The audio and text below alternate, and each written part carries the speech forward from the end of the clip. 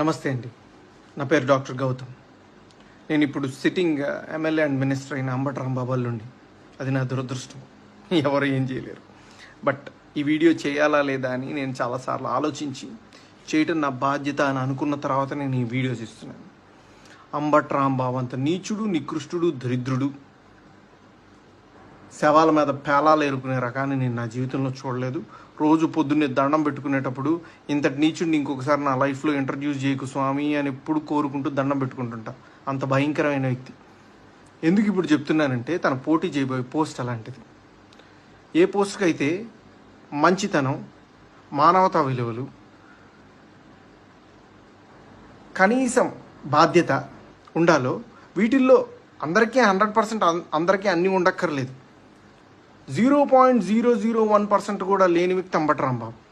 ఇలాంటి వ్యక్తికి ఓటేసేటప్పుడు మనకి తెలియకుండానే కొన్నిటిని మనం ప్రోత్సహిస్తున్నట్టు. ఎలాంటి వాటిని? ఎవరైతే నిస్సిగ్గుగా ఎంత పెద్ద గొంతేసుకొని ఎంత పెద్ద అబద్ధాన్ని అరిచినా సరే దాన్ని నిజం చేయొచ్చు అన్న కాన్ఫిడెన్స్తో బతుకుతారో సమాజంలో, అలాంటి వాళ్ళకి ఓటేస్తున్నట్టు. ఎంత లేకి పని అయినా చేసి చాలా హుందాగా బతకచ్చు సమాజంలో అని అనుకునే వాళ్ళకి ఓటేస్తున్నట్టు. ఏదైనా చేసి సిగ్గు లేకుండా సిగ్గులేని తనాన్ని ప్రోత్సహించవచ్చు అని అనుకునే వాళ్ళకి మనం ఓటేస్తున్నట్టు. ఇలాంటి వాళ్ళకి ఓటేస్తే ఇవే సమాజం యొక్క తలరాతలాగా మారి రేపు సమాజం కూడా ఇలానే తయారవుతుంది.